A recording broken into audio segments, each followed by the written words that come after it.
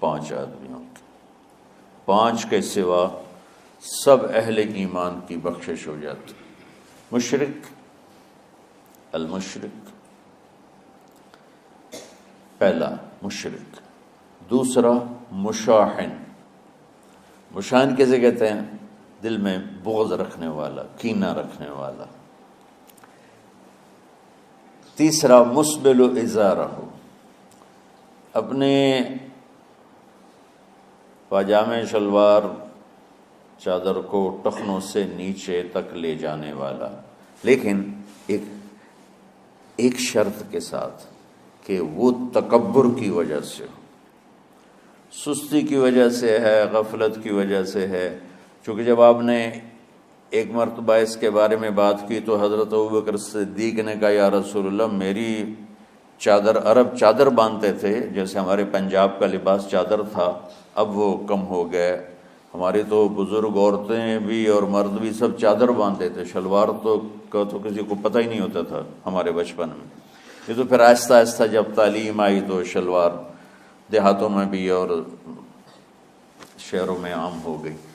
تو اگر وہ اس لیے لٹکا رہا ہے کہ طبیعت میں تکبر ہے، پھر اس وعید کا وہ حقدار ہے۔ اگر ویسے اس کی نیچے جا رہی ہے تو میرا مالک ایسا، وہ تو ہے ہی رحیم و کریم، ہے ہی رحیم و کریم، ہے ہی رحیم و کریم، صرف شلوار نیچے لٹکانے سے وہ اتنی شدید سزا دے۔ اگر اس کے پیچھے تکبر ہے، پھر ہے، یہ تکبر نہیں ہے تو انشاءاللہ وہ اس سے محفوظ ہوگا۔ تو اپنی چادر کو لٹکانے والا، لیکن بشرط تکبر۔ کتنے ہو گئے؟ وہ جہنم میں اللہ اس کی طرف نظر آ، اس میں تکبر کا ذکر ہے کہ تکبر کی نیت سے جو کرے تو بات تو پھر وہی صحیح معلوم ہوتی ہے جو مولانا رضا خان بریلوی رحمۃ اللہ علیہ نے کہی ہے۔ ساری حدیثیں اکٹھی کر لی ہیں سلسلے کی اور کہا کہ یار غرور سے کرے تو وہ حرام ہے، جو ویسے ہے غرور کی نیت کوئی نہیں، اس کو زیادہ سے زیادہ آپ لوگ مکروہ تنزیہ کہہ دیں کہ اچھا تھا اگر وہ ایسا نہ کرتا، ورنہ گناہ وغیرہ کی کوئی بات نہیں۔ یعنی کہ نماز سے اس کو تو خیر دلائل کے ساتھ انہوں نے ثابت کیا، رسالہ پڑھنے کے قابل ہے، باقی ضد کوئی کرے نہ مانے تو اس کا تو کوئی علاج نہیں۔ یعنی کہ جتنی احادیث ہیں نا سب کو نکالو ٹخنوں کے نیچے۔ ہم نے پہلے بھی کہا تھا، مختصر خلاصہ ذرا سا بیان کر دیتے ہیں۔ حضور اقدس صلی اللہ علیہ وسلم جو آدمی کبر کی وجہ سے ٹخنوں سے نیچے کا لباس پہنے گا جہنم میں جائے گا۔ اسبال اسے کہتے تھے، یار پڑھو تو صحیح نا اسبال چیز کیا ہے؟ چیز یہ تھی کہ بڑے بڑے سردار اور ملکائیں یہ لمبے لمبے ترے اور یہ لمبے لمبے شملے، پیچھے 10 آدمی ملکہ کا لباس اٹھا کر چل رہے ہیں اور 15 آدمی ان کی پگڑی جو پیچھے لٹک رہی ہے وہ چل رہی ہے، اور جو کرتا پہنا ہوا ہے کرتے کا پچھلا بر اتنا بڑا ہے کہ 50 آدمی بادشاہ سلامت کا بر اٹھا کر چل رہے ہیں۔ یہ سب کبر کا، اسی میں یہ ٹخنوں سے نیچے کا لباس۔ حضور اقدس صلی اللہ علیہ وسلم فرمایا جو ٹخنوں سے نیچے کا لباس متکبر ہونے کی وجہ سے پہنتا ہے وہ جہنم میں جائے گا۔ جس آدمی کو کبر کا پتہ ہی نہیں ہے، یار جس قوم میں یہ رواج ہی نہیں رہا، وقت گزرنے کے ساتھ حالات بدل گئے، اب کوئی ٹخنوں سے نیچے شلوار اگر رکھتا ہے پہنتا ہے، آپ کیوں اس پہ فتوے لگاتے ہیں؟ عالمگیری نہیں کھولی؟ فتاوی عالمگیری میں کیا لکھا ہے؟ فتاوی عالمگیری میں لکھا ہے کہ ٹخنوں سے نیچے کا لباس منع نہیں ہے۔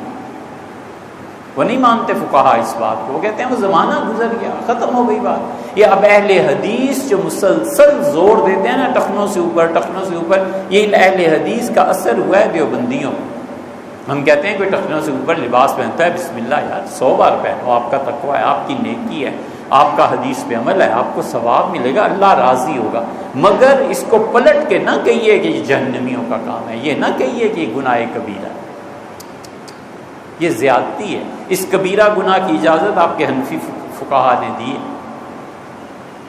آپ چاہیں تو اس سلسلے میں 1 گھنٹے سے زیادہ ہم احادیث کو بیان کریں جو لکھا ہے۔ یہ فتویٰ بچوں کا کھیل نہیں ہے، اس سے مت کہیں کہ اس کا لباس ٹخنوں سے نیچے اور اس کا اوپر ہے، آپ نہ رکھیے، اللہ مبارک کرے آپ، مگر یہ مت کیجئے کہ دوسروں پہ فتوے ایسے آپ لگانا شروع کر دیں۔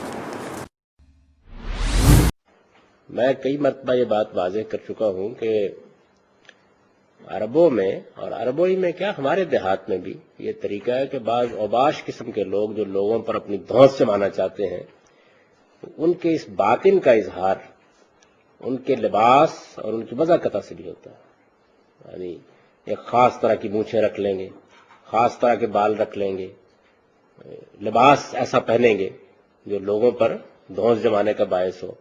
تو عربوں کے ہاں بھی اس طرح کے بعض لوگ دیہات میں ہوتے تھے جو ایسا ہی لباس پہنتے تھے۔ اس کو عربی زبان میں اسبال کہا جاتا ہے۔ امامے ایسے لمبے لمبے ہوتے تھے کہ ان کے ترے چھوڑے ہوئے ہیں، شملے چھوڑے ہوئے ہیں۔ کرتے ایسے ہوتے تھے، گلا کھولا ہوا ہے، بٹن کھلے ہوئے ہیں۔ اسی طرح سے بعض اوقات ازار ایسی باندھتے تھے کہ جس میں لڑ چھوڑے ہوئے ہیں اور نیچے سے گھسٹتی ہوئی آ رہی ہے۔ خاص طرح کا لباس ہوتا ہے، آپ نے بھی دیکھا ہوگا بعض اوباشوں کا اس نوعیت کا لباس ہوتا ہے۔